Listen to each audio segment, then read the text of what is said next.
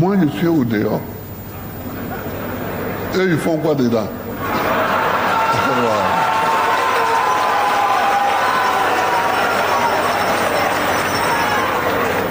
Aujourd'hui, moi, je suis au dehors.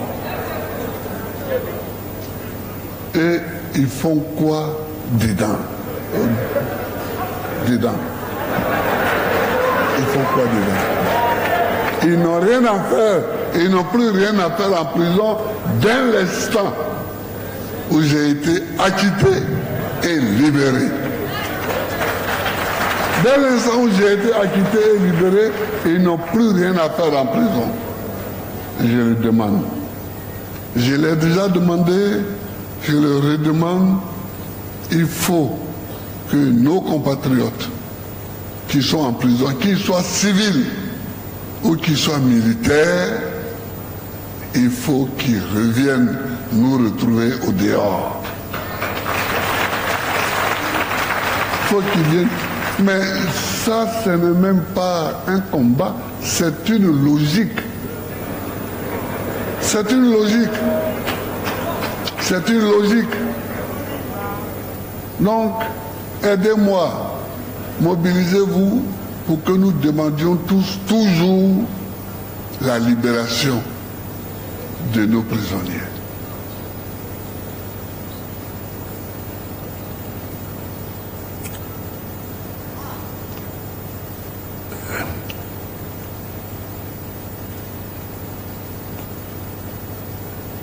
Je voudrais maintenant saluer les gens des diasporas. Les gens des diasporas. Les Africains et les Ivoiriens des diasporas. Nous étions à Scheveningen et on n'était pas nombreux, mais on était quand même quelques-uns. Et il y en a un qui m'a dit un jour, mais les Ivoiriens sont de durs. Hein? J'ai dit pourquoi? Il dit mais tous les week-ends, ils sont devant la prison. C'est vrai que la diaspora africaine a beaucoup travaillé. La diaspora africaine a beaucoup travaillé à notre libération. Elle était rassemblée tous les week-ends devant la prison.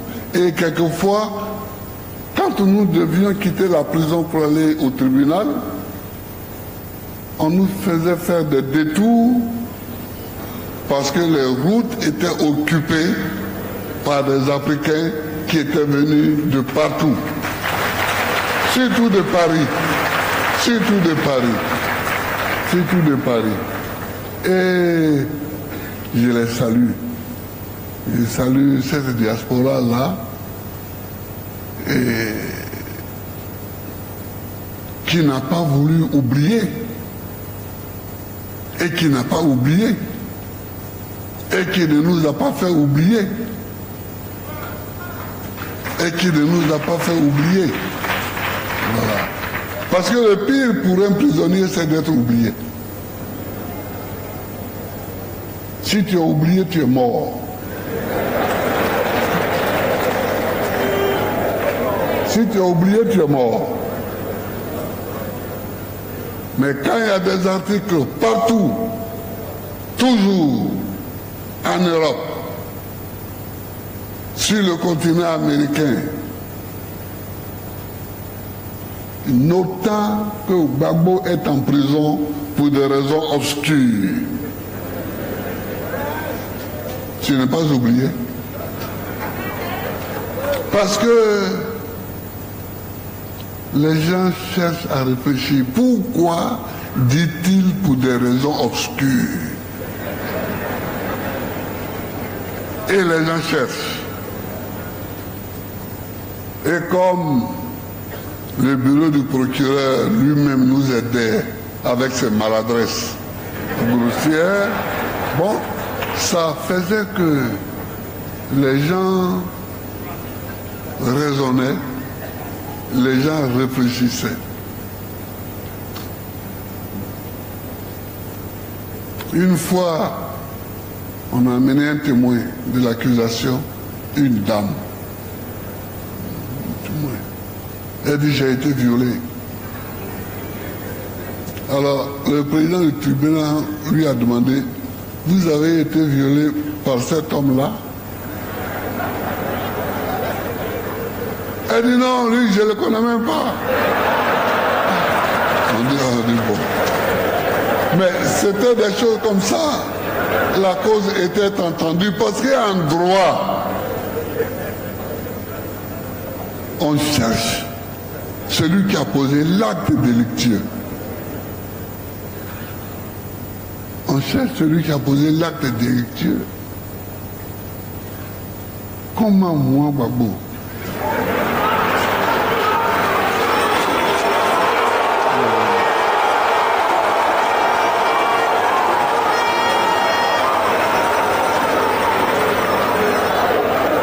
On peut mettre dans mon dossier d'accusation viol.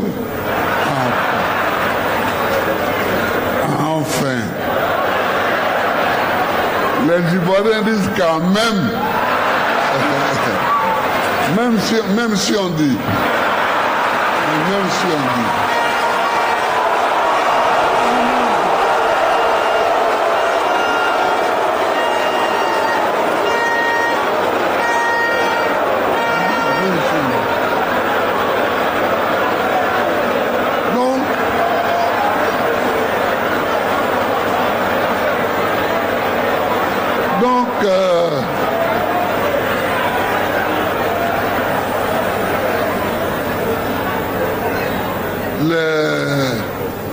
quand une cause n'est pas fondée, ce n'est pas la peine d'arrêter des gens. Et souvent, je disais à mes visiteurs, je ne suis pas un prisonnier, mais je suis un otage. Je suis un otage et je suis ici pour que d'autres puissent gouverner. Sinon, tout ce qu'on dit là, ça ne me concerne pas. Mais je suis arrivé, les juges sont arrivés au même résultat 2 fois. En 1913, non, en 2013, quand il a fallu examiner les charges pour voir si les charges pouvaient permettre d'aller à un procès, à 2 contre 1, ils ont dit non. Il n'y a pas suffisamment de charges pour aller à un procès.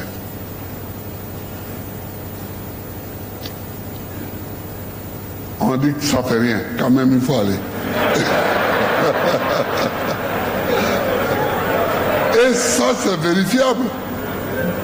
C'est vérifiable dans les archives de la CPI.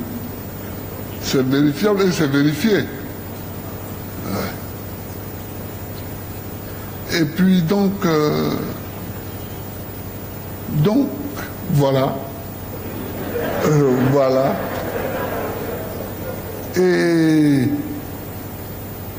à la fin, vers 2018, au dernier trimestre de 2018, il y a eu les mêmes résultats.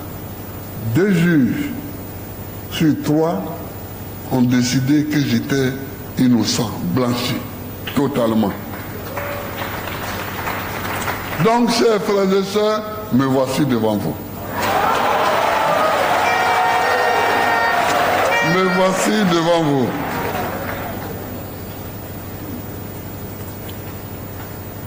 Merci devant vous. Me voici devant vous. nous allons reprendre ensemble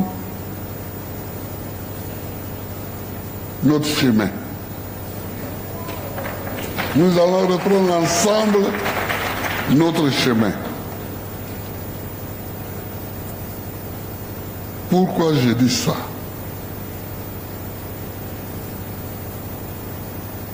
Je dis ça parce que il y a eu beaucoup de spéculations et il y a eu beaucoup de grossièretés qui ont été dites au moment où je sortais de prison. Non, Gbagbo ne veut plus faire de politique. Non, Gbagbo va aller s'asseoir au village. Non, mais quand j'ai commencé la politique, est-ce que je leur ai demandé leur avis?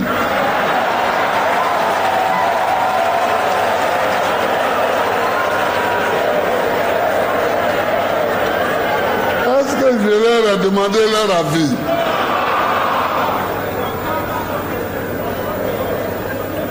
Même mon père et ma mère, je ne leur ai pas demandé leur avis. Mais eux, pour eux, comme c'est eux qui m'ont élevé dans un certain nombre de valeurs, pour eux, c'était tout à fait naturel que je fasse la politique. Mon père a pris sa carte de la SFIO en 1947. 1947, j'avais 2 ans. Quand mon père a pris sa carte du Parti socialiste.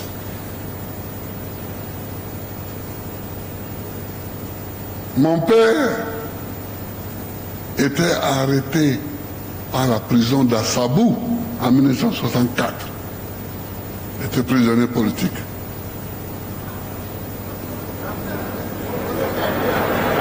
Alors,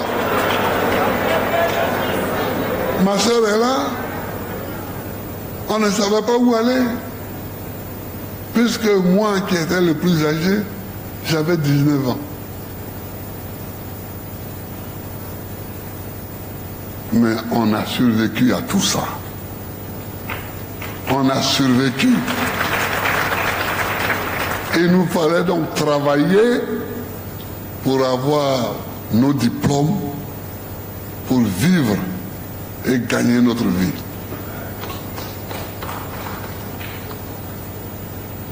Quand j'étais en terminale, j'ai quitté les classes un matin pour aller chercher du travail.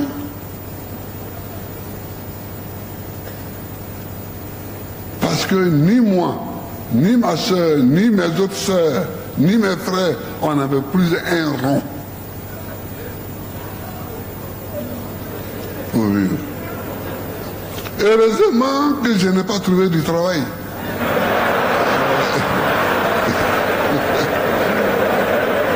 Heureusement que je n'ai pas trouvé du travail. Et les amis à qui je me suis adressé pour m'aider, les 2 sont morts pendant que j'étais en prison. Maître Kanga, Dominique Kanga,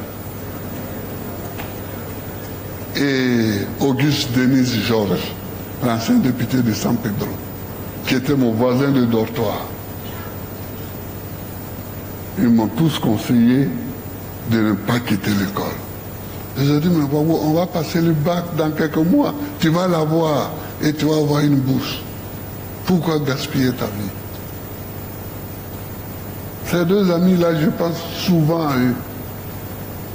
Je pense très souvent à eux parce qu'ils m'ont aidé à garder le cap. Ils m'ont aidé à garder le cap. Ils étaient PDCI. Moi, je n'étais pas PDCI. J'étais rien puisqu'il n'y avait rien en face du pays.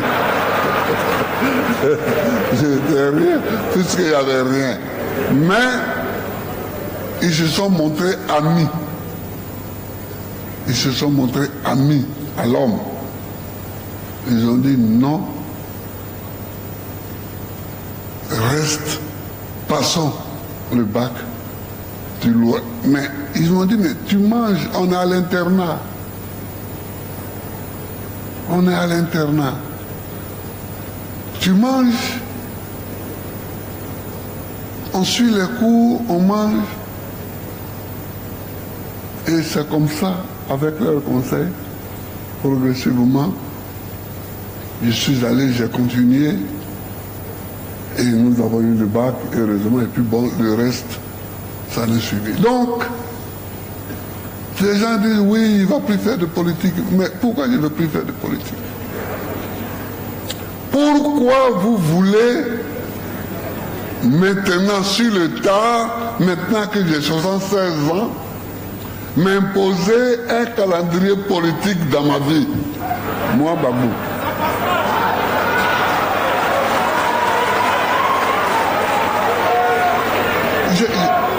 Je ne comprends pas les gens.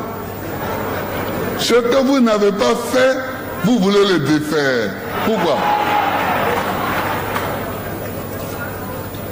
L'homme qui est devant vous, là, vous ne le connaissez même pas. Et vous voulez trouver un calendrier pour lui. Pourquoi? Est-ce qu'il vous a demandé un calendrier? Est-ce qu'il vous a demandé son chemin?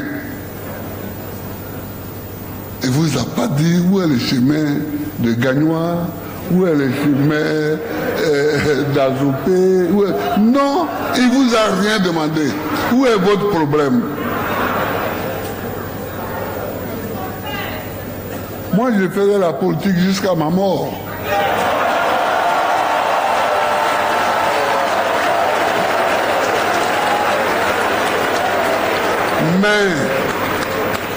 Mais, et je le dirai à la fin de ce discours, c'est moi et moi seul qui déciderai sous quelle forme je fais la politique. Voilà. C'est moi et moi seul qui déciderai sous quelle forme je continue mon combat. Ce n'est pas le problème des autres. Ce n'est pas leur problème. Il y a des gens plus vieux que moi qui font la politique.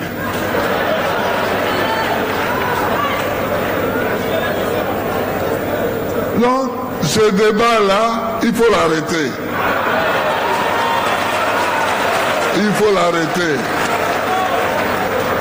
Et surtout, je ne veux plus qu'il arrive à mes oreilles. Pourquoi? Parce que ce n'est pas le problème de ceux qui le posent. Ce problème-là, ce n'est pas leur affaire. Je suis un être vivant, un être humain, et je suis entouré d'autres êtres humains qui sont des camarades, et nous sommes dans une entité appelée parti politique. Nous prenons nos décisions. Nous pouvons décider que ceci, que cela. Mais ce n'est pas les autres qui, au dehors, vont dire, bon, il faudrait qu'il aille s'asseoir au village, il faudrait que... Mais vous connaissez mon village?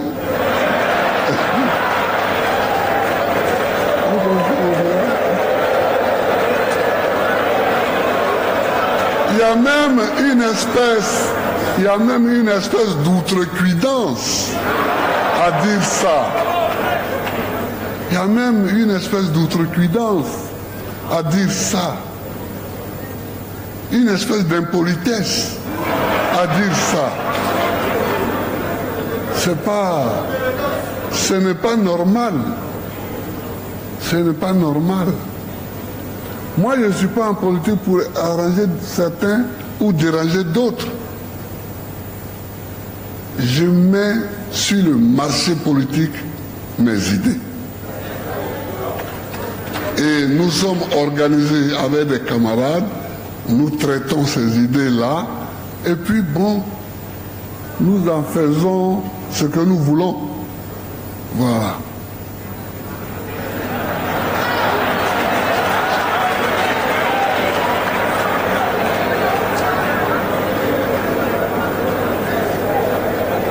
Depuis que je suis venu, comme je suis maintenant au chômage, je regarde souvent la télévision.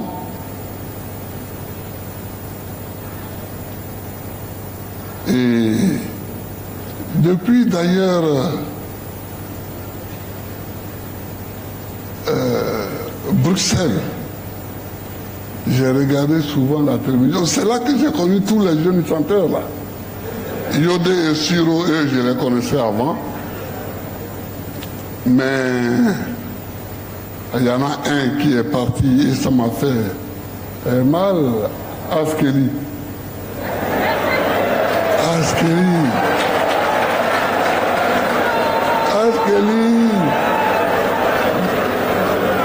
Il m'a beaucoup aidé à Korogo, quand j'étais à Korogo. Parce qu'à Korogo, on recevait LC2, une télévision togolaise qui diffusait la musique. Et je vois quelqu'un qui danse. Ma copine est pata.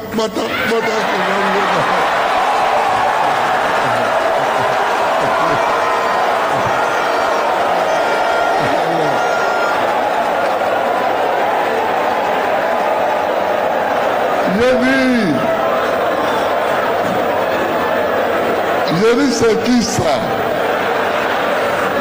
Ah, on m'a dit, vraiment, c'est un chanteur déjanté ivoirien. Et bon, je l'ai adopté, je le regarde. Souvent, je le regardais. Et puis, là, j'avais souhaité qu'on l'invite à ce congrès pour chanter un peu comme les autres. Depuis quelque temps avant, le congrès on me dit qu'il est décédé. C'est parce qu'il est très amusant. Il est très amusant et il est très... Donc,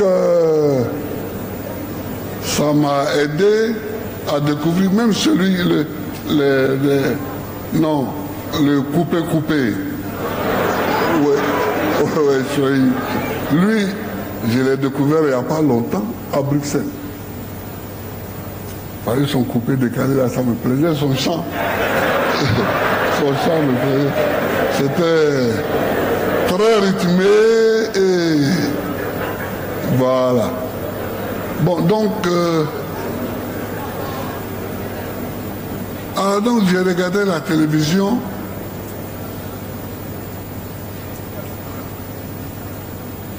Et puis, quelqu'un me dit, mais Gbagbo, il amène toujours des nouveaux trucs. Il était venu au temps du fouet avec la démocratie. Maintenant, il vient avec panafricanisme, d'où ça sort. Mais je vais vous dire d'où ça sort.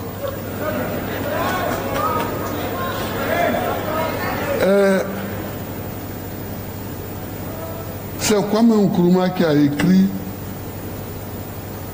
l'Afrique doit s'unir.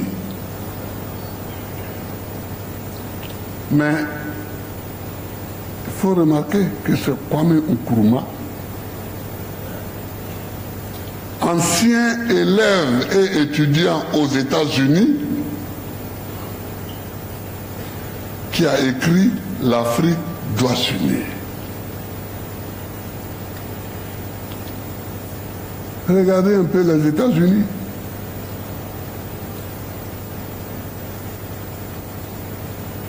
Regardez les États-Unis. Ça fait 2 siècles qu'ils sont indépendants. Ils ont lutté dur pour leur indépendance.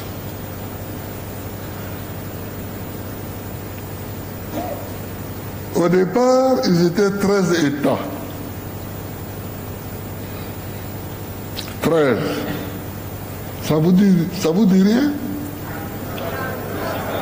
Non, je suis pas Daiko. Je ne suis pas mon collègue mon collègue Daïko.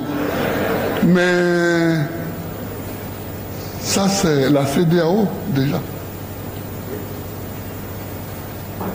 C'est déjà la CEDEAO.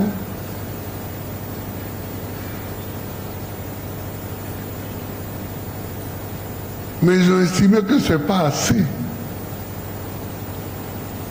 Ils se sont battus. Après la guerre de sécession, ils ont aggloméré tous les États qui, en Amérique, se formaient. Aujourd'hui, ils sont à plus de 50 États. Je crois 51. Autant que l'Afrique.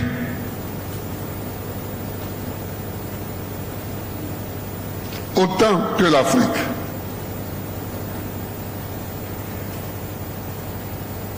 Est-ce que ça vous dit rien? Regardez un peu le monde et voyez quels sont les puissants. Les puissants sont les grands de taille. La Chine, les États-Unis, la Russie, le Canada, ce sont les pays qui sont, comme le disait un de mes anciens collègues président de la République, qui sont balèzes. Ouais. Mais nous, chacun veut être président dans son village. On a un petit tronçon de pays et on est président là et on est content.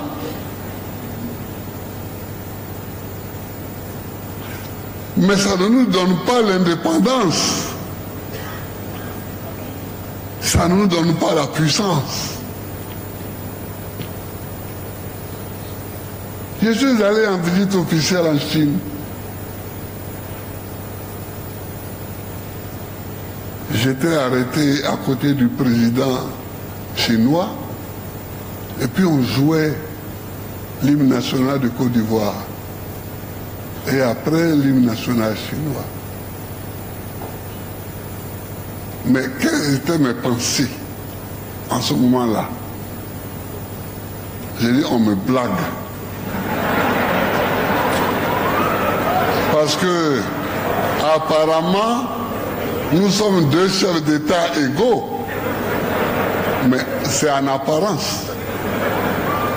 Apparemment, nous avons deux drapeaux, deux hymnes, deux délégations, nous discutons, mais je ne suis rien par rapport à lui. Il faut que les Africains pensent ça. Il faut qu'ils sachent ça.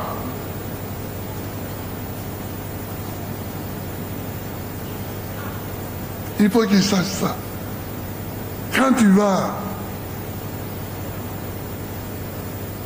à l'Élysée et que tu montes, le président descend les escaliers pour venir t'accueillir et que tu montes, puis la garde est là, à droite, et tu la salues, tu te prends pour un grand. Tu te prends pour un grand. Mais est-ce que celui qui t'accueille te prend pour un grand?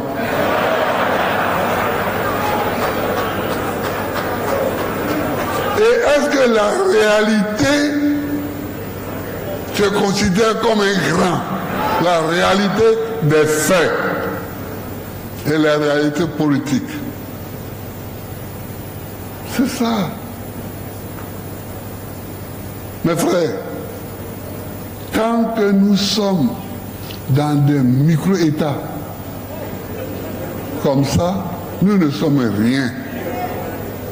C'est de là que part l'idée du panafricanisme.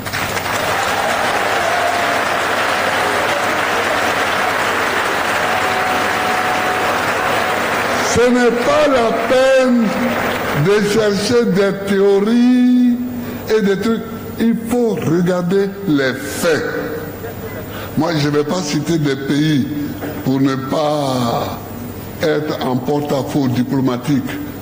Avec des gens, j'ai été économiste chef d'État, mais c'est pas vrai ça. Ce n'est pas vrai. Les pays dont on parle un peu en Afrique, qui ont une petite puissance économique, c'est le Nigeria, l'Afrique du Sud, c'est l'Égypte. Donc des pays qui sont grands, un peu, par rapport à nous autres. Mais nous, là, on a le cacao. Cacao. Nous sommes les premiers producteurs de cacao. Et on se promène partout, et moi aussi. Nous sommes les premiers producteurs de cacao.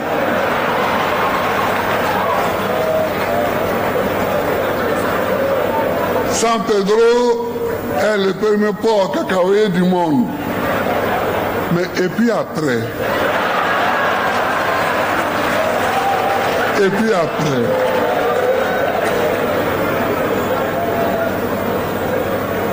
vous savez,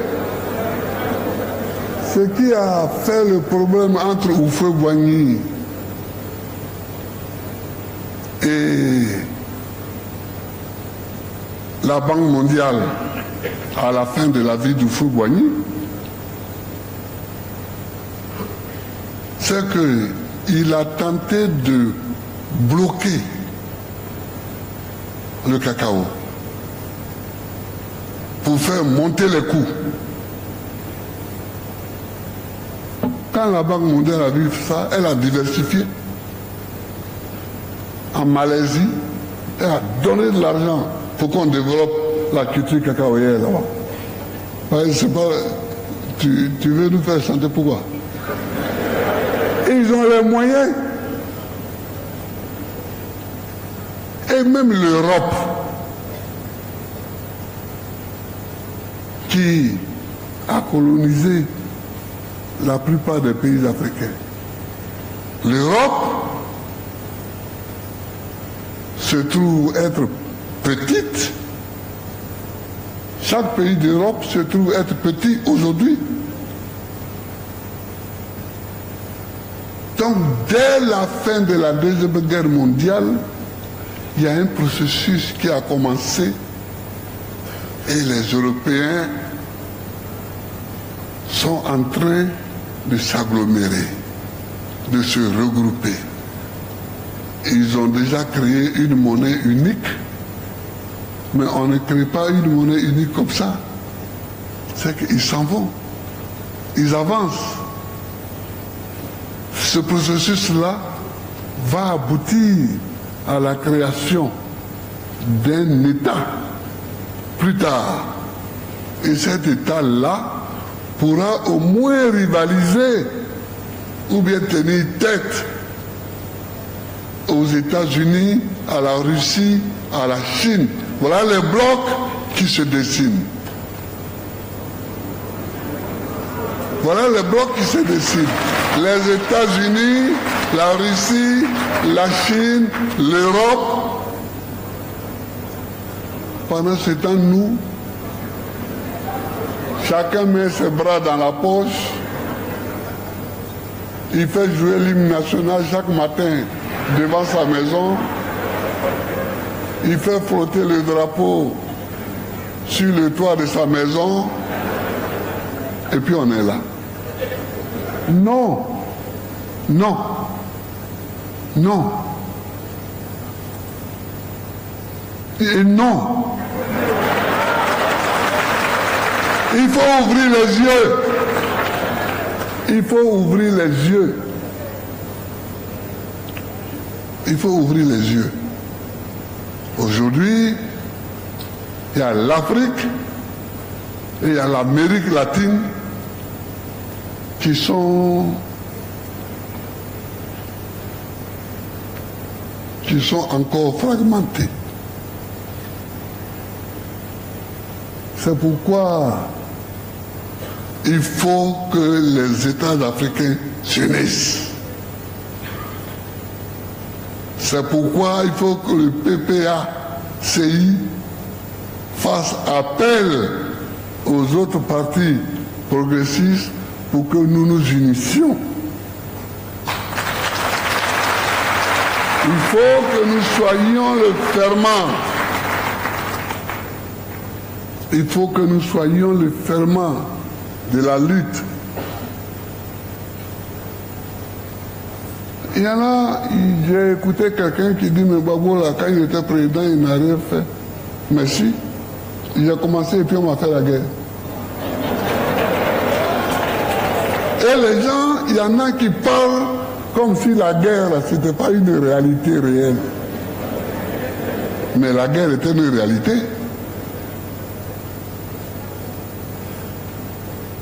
Je suis le président, le premier président de Côte d'Ivoire qui a fait élire un Ivoirien à la tête de l'OUA. C'est parce que je croyais à l'organisation panafricaine. Et je voulais qu'on y aille. Et ce secrétaire général de l'OUA, ici à Mara, pour m'être très chevronné, a été le dernier secrétaire général de l'OUA et le premier président de la commission de l'Union africaine. J'ai fait ça.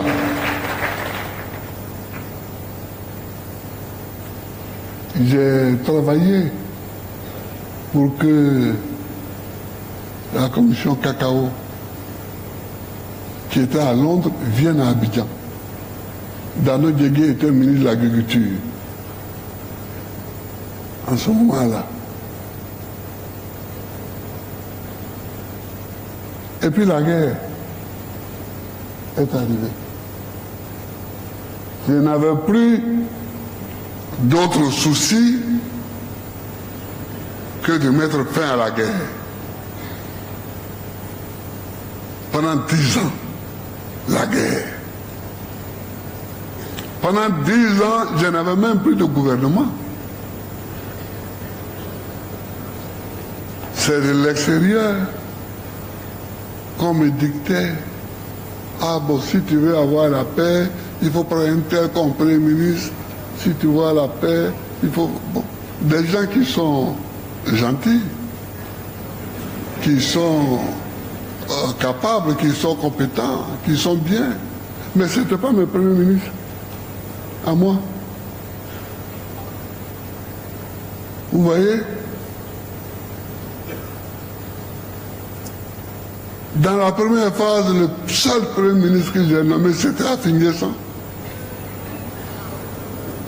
Dans la deuxième phase, le deuxième premier ministre que j'ai nommé, c'est Akengbo.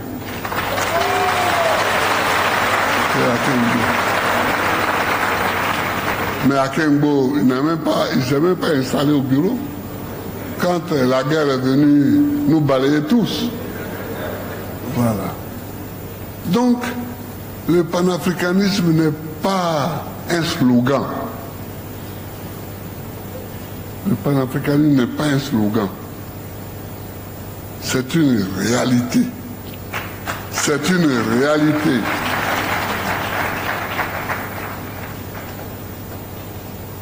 Quand vous avez une certaine taille petite et que vous n'avez que le cacao à proposer, vous ne vous bandez pas les muscles pour vous promener devant les gens. Parce que quand vous passez, chacun rit. On joue votre hymne, Mais les gens sourient.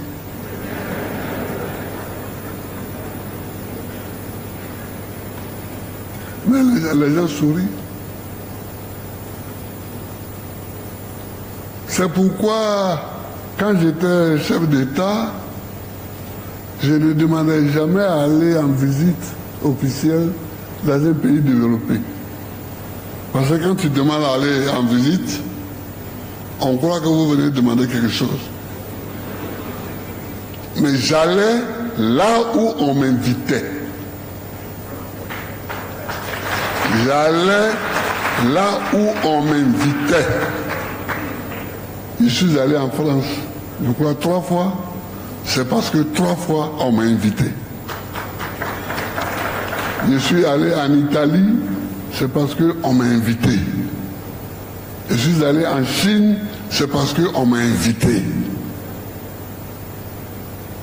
Quand tu es à la tête d'un petit pays qui est forcément un pays pauvre, quand tu appelles l'ambassadeur pour dire que tu veux aller en visite officielle dans son pays, la nouvelle arrive là-bas, les gens croient que tu viens demander quelque chose. Non.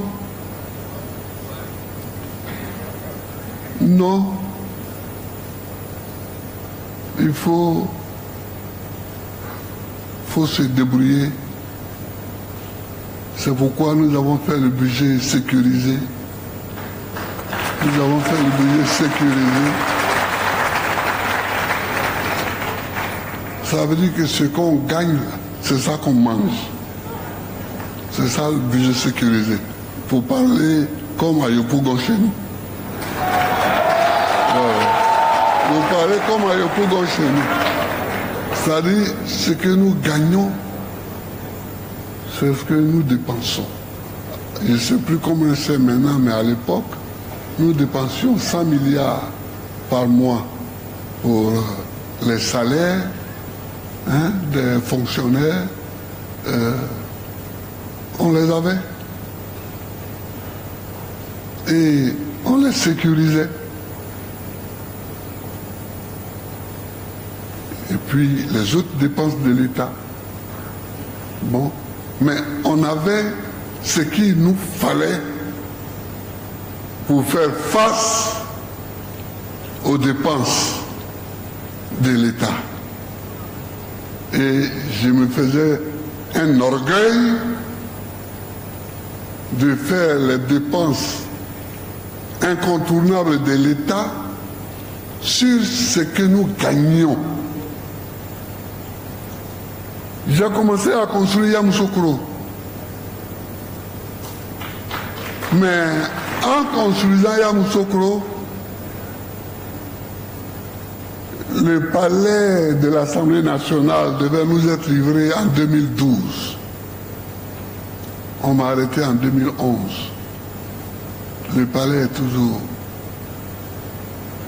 tel qu'il est. La présidente de la République est là, mais c'est pas grave, je ne suis pas là pour ça. Mais ce que je veux dire, c'est que sur ça, je n'ai pas emprunté un franc.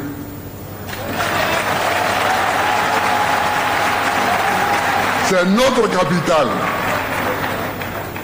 Et c'est peut-être ce qu'on me reproche de taper mon patrie. C'est notre capital. Notre Assemblée nationale, notre président de la République, je n'emprunte pas l'argent pour ça.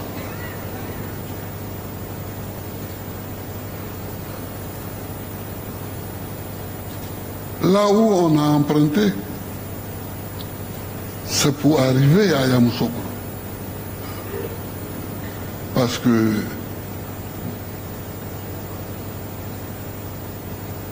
il y avait l'autoroute qui s'arrêtait à Saint-Grobo. Donc, j'ai emprunté de l'argent aux Arabes. Et nous avons achevé l'autoroute jusqu'à Yamoussoukro.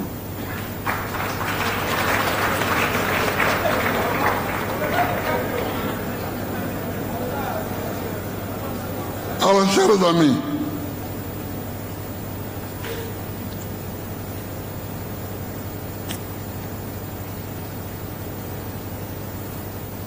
nous avons créé le PPA-CI, notre parti. Ce n'est pas la peine de revenir sur les raisons qui nous ont poussés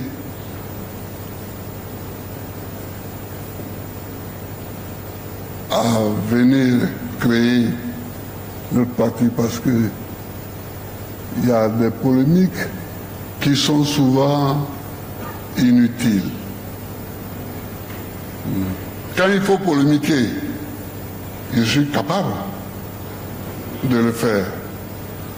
Mais quand la polémique est stérile et qu'elle n'apporte rien au débat national, ce n'est pas la peine. Nous avons travaillé,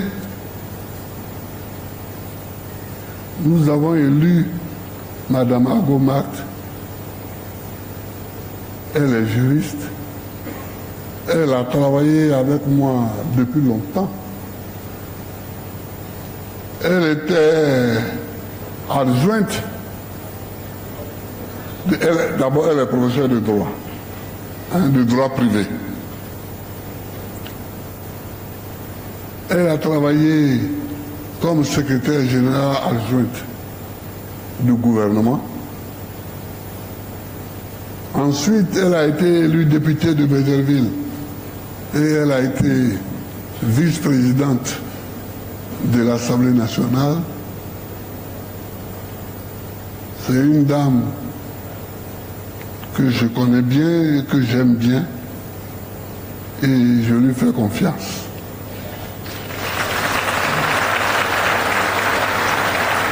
Je lui fais confiance parce que je sais qu'elle est sans complaisance.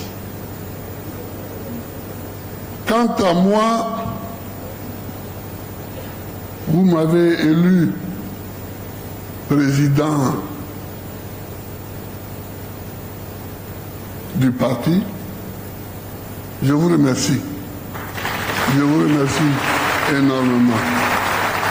Mais ce que je voulais dire, j'ai déjà dit que ça n'appartient à personne d'autre de me fixer le terme de ma carrière. Ça m'appartient à moi. À moi seul, à moi et à mes camarades. Donc ce que je voulais vous dire aujourd'hui, maintenant, c'est que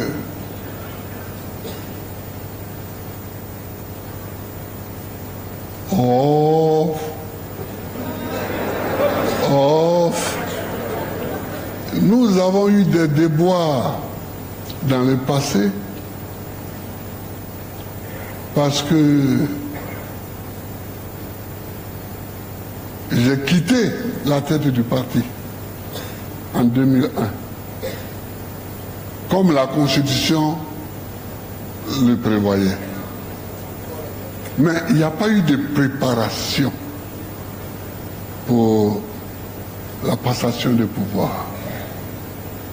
Il n'y a pas eu de préparation. Et ça nous a conduit à la catastrophe où nous avons été. Des gens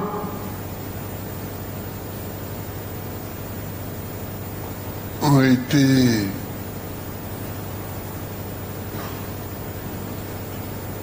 comment dire ça? Les gens, on leur a mis des choses dans la tête. On leur a mis dans la tête que les oreilles pouvaient être plus grandes que la tête. Mais c'est comme ça nous sommes créés. Les oreilles n'arrivent jamais à être plus grandes que la tête. Sinon tu es un monstre. Si tes oreilles sont plus grandes que ta tête, tu es un monstre. Voilà.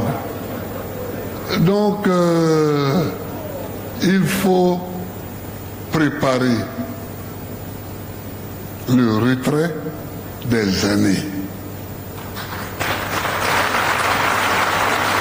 Ce sont des choses qui se préparent. La structure du parti que j'ai voulu, que je vous ai proposée, c'est une structure pour préparer mon retrait. C'est une structure pour que demain, je puisse m'en aller tranquillement dans mon village, sans regret. C'est une structure pour que le parti lui-même puisse avoir l'œil sur celui qui le dirige. J'ai travaillé des mois et des mois à ça. Depuis ma libération de la haie, depuis que j'étais à Bruxelles, depuis que je suis venu en Côte d'Ivoire, je travaille à ça. Comment partir demain sans causer des dommages à notre instrument de combat? Car il faut un instrument de combat. Il faut que nous ayons toujours notre instrument de combat. Mais comment ne pas le briser? Comme nous l'avons brisé pour la première fois. C'est pourquoi j'ai fait quelques aménagements là-dedans. Mais, chers camarades, chers amis, mon ambition aujourd'hui, c'est de partir. C'est de partir. Pas de partir pour vous abandonner. Moi, je serai toujours un militant de notre parti. Un militant de base. Un militant. Or, moi, je n'ai plus besoin de faire des démonstrations. Je n'ai plus besoin de démontrer que je peux diriger un parti, je ne peux pas diriger un parti, je peux diriger un État. J'ai dirigé un parti, j'ai dirigé un État. Bon, qu'est-ce que je cherche? Je suis là. Si les circonstances imposent, De Gaulle n'a pas décidé d'être chef d'État au départ. C'est les circonstances de la défaite en 1940. Mon père faisait partie des soldats qui ont été battus. Mon père, il se battait en Normandie. Mon père. Et il est mort avec la cicatrice d'un éclat d'obus sur le bras. Mais De Gaulle n'avait pas décidé d'être président de la République. Donc s'il y a des circonstances comme ça qui font que quelqu'un devient président, il devient président. Mais à cet âge-ci, après ce parcours-là, la sagesse, c'est de se préparer à partir. C'est ça la sagesse.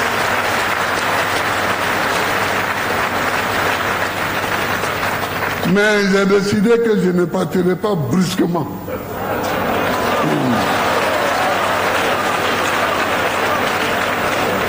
Parce que je l'avais fait une première fois et ça ne nous a pas réussi. Voilà. Donc, la sagesse est de se préparer à partir. Donc, je partirai. Mais il faut que vous sachiez que je suis avec vous. que je suis avec vous toujours, jusqu'à ce que mes yeux se ferment.